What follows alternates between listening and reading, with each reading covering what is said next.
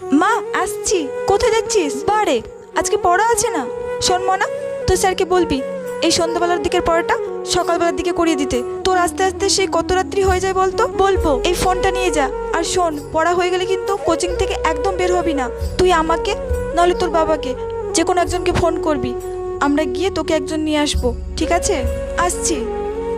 সন্ধ্যা 7টা বেজে গেল, মেয়েটা এখনো পর্যন্ত একটা ফোনও করলো না।